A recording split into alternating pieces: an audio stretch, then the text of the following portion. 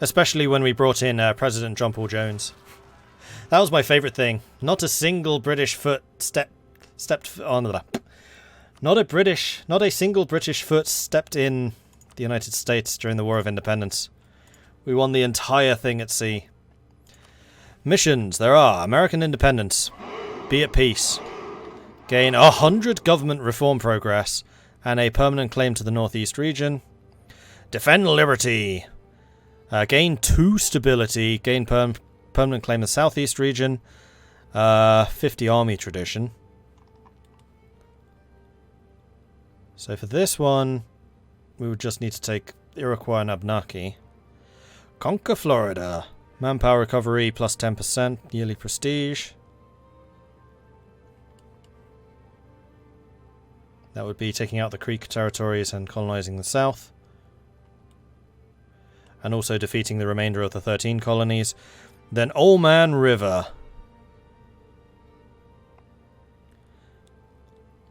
Own 10 provinces in Mississippi region. And we need to have exploration and expansion. One of the following. Exploration or expansion. Settler chance, global settler. And then the rest is just like the default.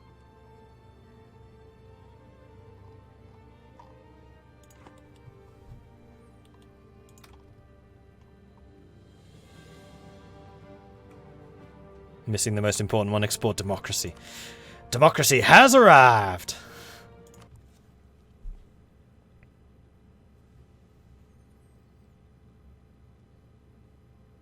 And Byzantium as a mission tree. I'm not a Byzantium fanboy. I'm not that interested in Byzantium. I don't dislike them, I just don't get why everyone's so blindsided by them. Much more interested in nations like the Hansa.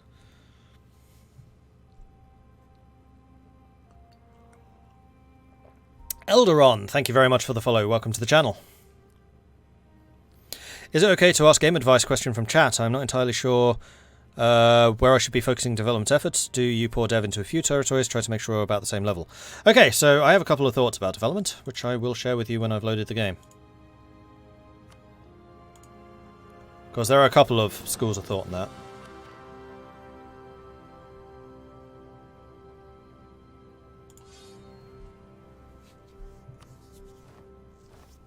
Alright, so, development. The main thing I take into account is cost. So if you use the production interface, go to the development tab, and then you can basically sort by cost, which is this one. I will generally develop low cost places first, depending of course on autonomy. So if they're a territory, I usually ignore them. If they're not a territory and they're fully stated, then develop away. You absolutely can do that. The second thing would be if they have any other useful things. For example, centers of trade are very, very good to develop. So Lubeck, it being farmland, it's got a world port. You get a lot of bang for your buck when you do develop, though it is going to be more expensive. But then again, because of the world port and the fact that it is farmland, it's also cheaper. So it's already going to be like rated higher in the cost system.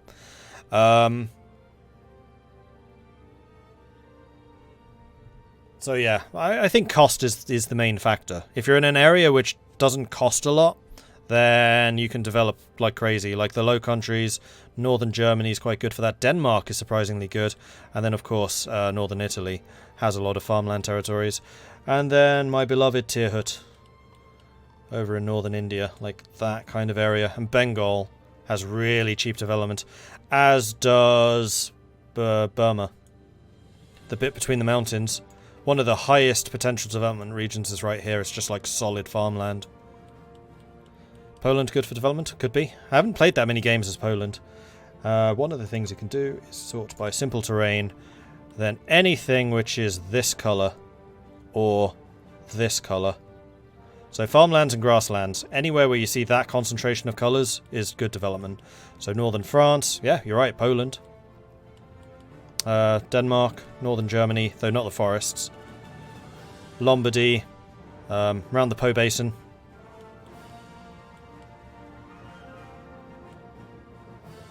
Actually, yeah, Poland has a lot.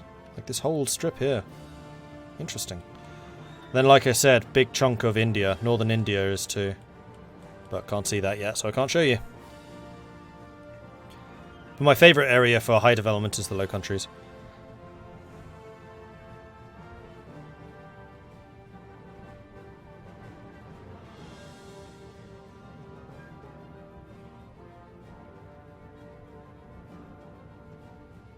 I think the Byzantium love comes from trying to save a lost cause. Yeah, I get that.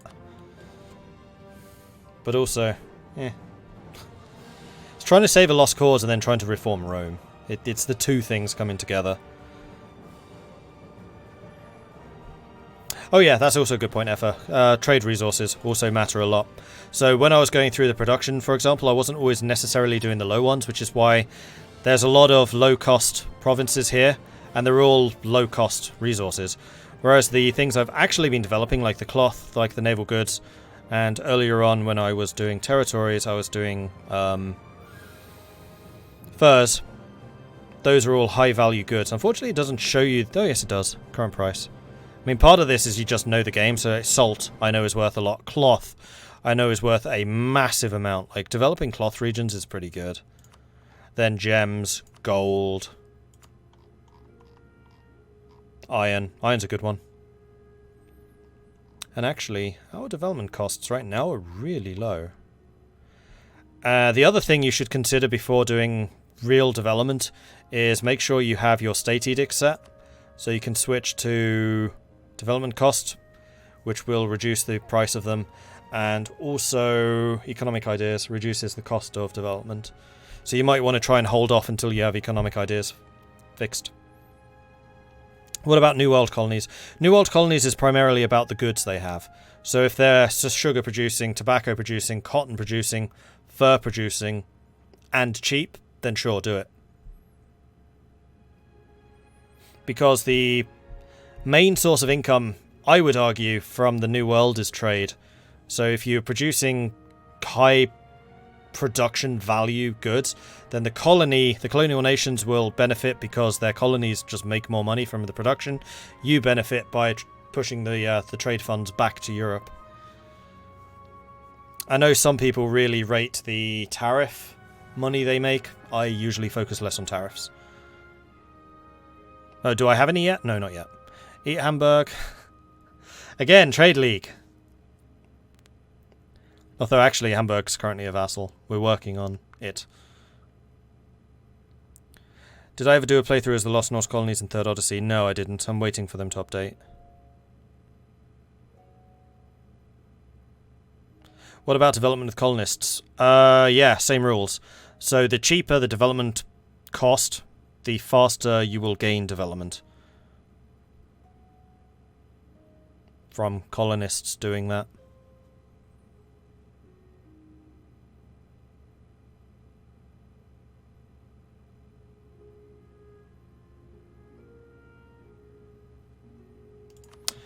Right, on pause, because we are improving relations.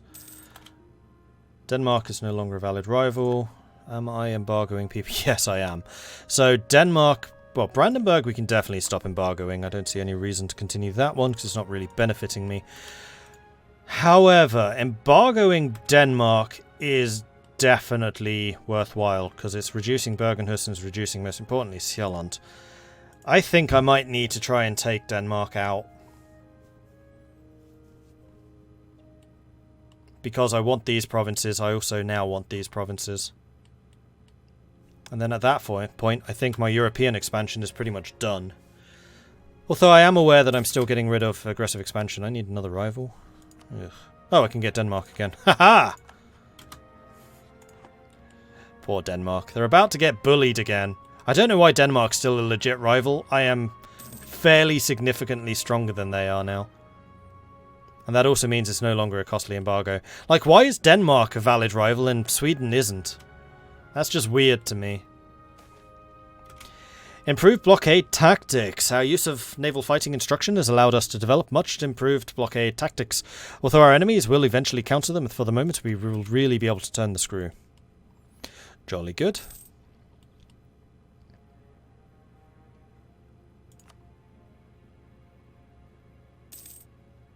And in fact, we're making significantly less money right now because all of our provinces are not getting the plus 50% trade bonus.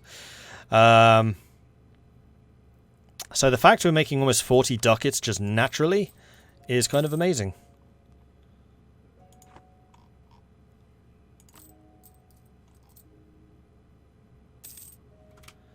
What is my diplomatic relation? Sorry, not relation, diplomatic reputation. 3. It's just 3.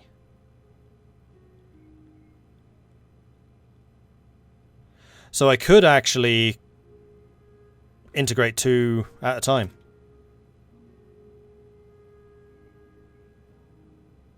Interesting. Bastion and Lothian and Dumfries are finished, so if England comes against us, they will need to deal with 2 level 4 forts. I still want to go after London, so what's the next objective? Now that we've united the Empire... Oh, sorry, united the League, not the Empire. Those are different dreams. We still need to get... Huzzah! Bergenhus from Denmark. We can already get secure North Sea trade.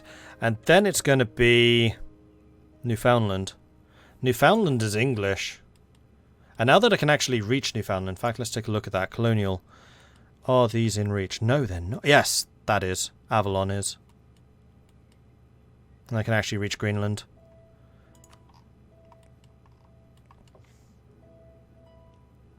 Bermuda is Portuguese. Interesting.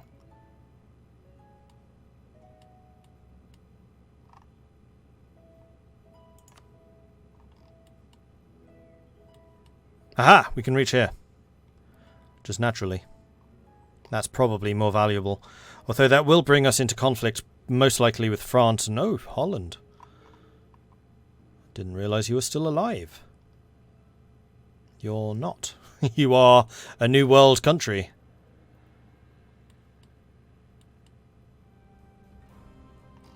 Is that actually your capital?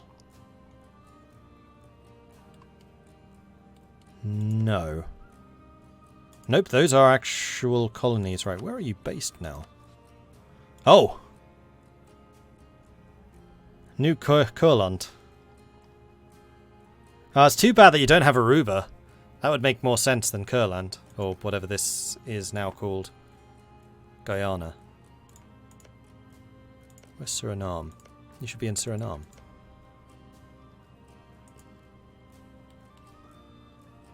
The Holy Roman Hanseatic Empire. Profiteering in Hamar. The citizens of Hamar have grown tired of the local influence of the greedy Utrechtian merchants they claim are using unfair advantages to outcompete the local business. They demand that we step in to limit the influence of the foreign traders in the area and reaffirm the privileges of our own merchants. So Utrecht would dislike us, or we say competition is good for everyone and Opland gains goods produced. Opland is here. Naval. It's very low development, so I don't think I really care about Opland. So I'd rather take the trade. Their trade power is awful as well. I don't see any reason to piss off Utrecht over this. We'll take that.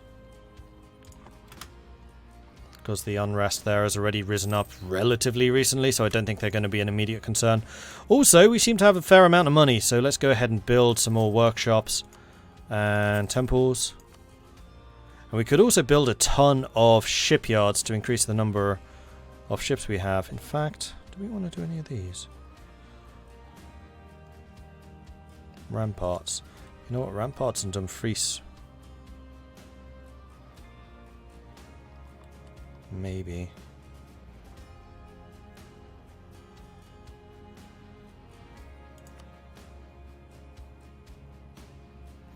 Or just the manufactory. Wismar, Lubeck, Lothian.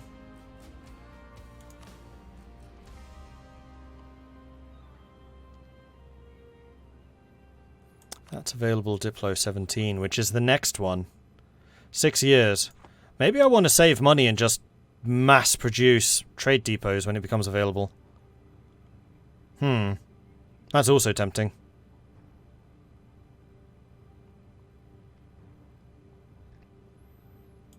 Can I build state houses out here? I can. So what's your autonomy? 90. So we can make this 85.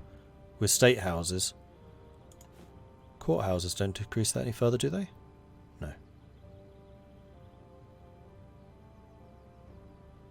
It does reduce the governing cost, but now that I've gotten rid of Novgorod, we're at 115 still. Interesting. Oh yeah, and we could also do trade company investments, that's true, in Neva. Which I think would be a good idea.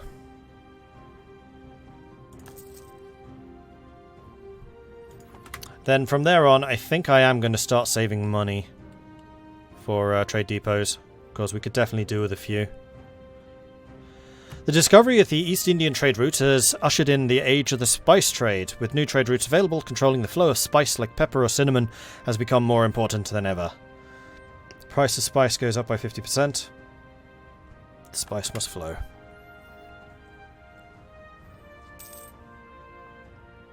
Are we saving money again? We were saving money, weren't we? What was that for?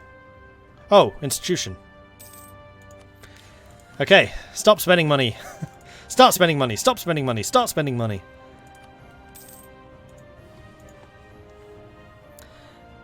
Yeah, Alder Brewer, thank you very much for the subscription. Welcome to the Mordlings. Good to have you joining us. And that's a very Dutch name. Ferrara accepted peace with Venice. Venice will cede Venetia, Istria, and Friuli to Ferrara. Goodbye, Venice. What the hell is Venice left as? Crete? Yep. Venice is just Crete now. That's a very powerful Ferrara. It's interesting. Like, Milan is still around, Genoa is still around, Ferrara, Papal States, and Naples. It's an interesting division of power in Italy, especially with Savoy still there. The Family Act. The aristocrats of the Hanseatic League have been pushing for legislation popularly referred to as the Family Act, an effort to prevent innocent minds from the twisted plays and novels spewed forth by the libertine authors of recent years. The main outrage behind the initiative for the Family Act is the obscene play, a family act travelling the country which satirises the excesses of the aristocratic classes. Humiliated and revolted, the victims of the mockery are now demanding the Republic prevents it from spreading any further. So the aristos lose 20 influence or we lose stability. Tough choice.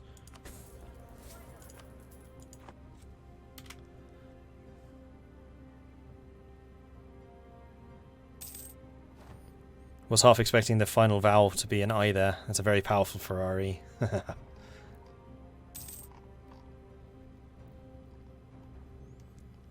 Do we have any more force limit? Oh, we do. We have loads. Another 5, in fact. I think I would like more cannons!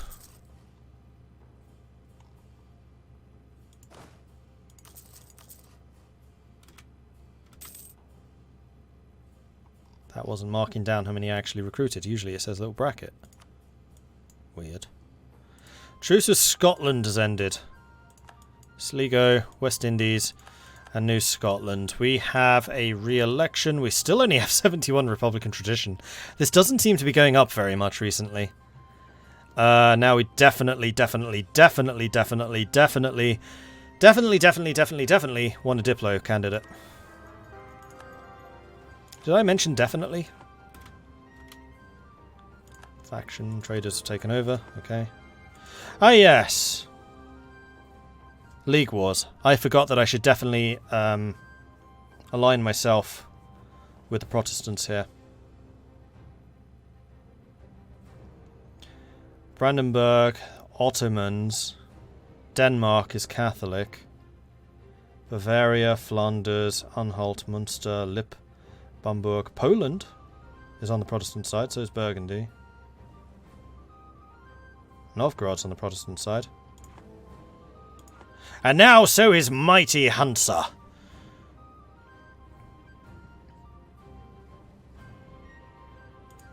We're very close to getting another reform. That's awesome.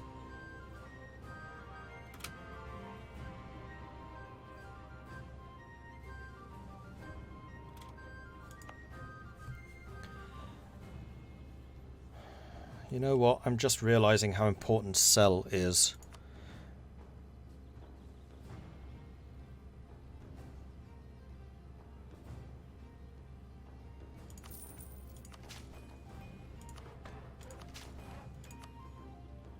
To the point where I want it to be a rampart. Because it is the gateway to the Hunter. As is Rostock, as is Stad. None of these are centres of trade. Nope. So I might well want to put a rampart in both of these as well. Because then we're protected. Like, that's the shield behind which we cower. I mean, behind which we do lots of money-making trade stuff. And also, save points. Ooh, hello. Victor Pil, a political exile from Denmark, has appeared at our court. He claims to be a fortifications expert and is offering his services to the Hanseatic Council in return for protection from the Danish king. Should we take him? Fort defense. 50% off. Yes, I think that would be really helpful, actually. Agreed. I will hire him.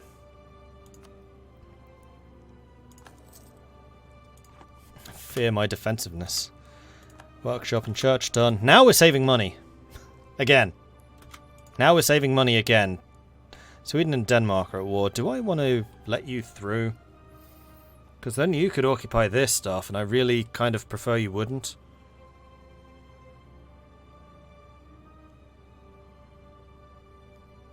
No, because that would also give Denmark access. Nope. Trade expansion has led to a growing desire amongst our merchants to start new trade ventures outside of our borders. Yeah. Sounds like a plan to me.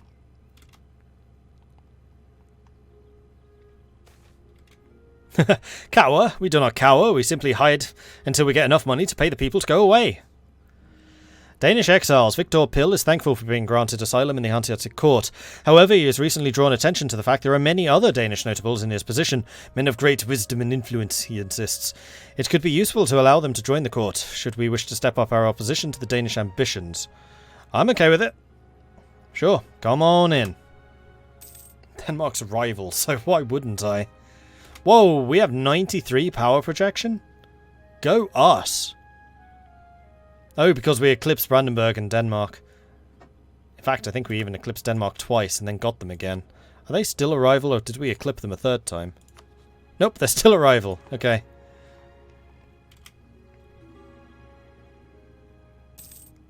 Military access from Novgorod. You're fighting Sweden. Are you allied to Denmark? No, that's a separate war. See, Novgorod gaining some more power benefits me. I'd actually quite like Novgorod to take this. Because they act as a buffer with Sweden and Muscovy. So, you know what? I'm actually in favour of you getting a bit more powerful. So we're going to start subsidising you to the tune of 5 ducats a month.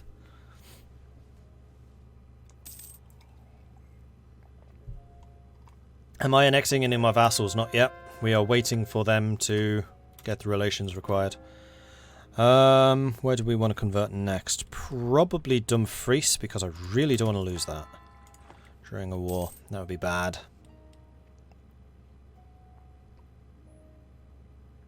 Oh, we're still saving money. We're earning a lot.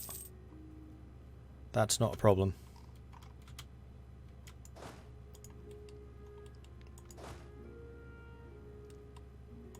You know what, we're going to go one more over, and then I need to get 26 transports to transport one of them at once.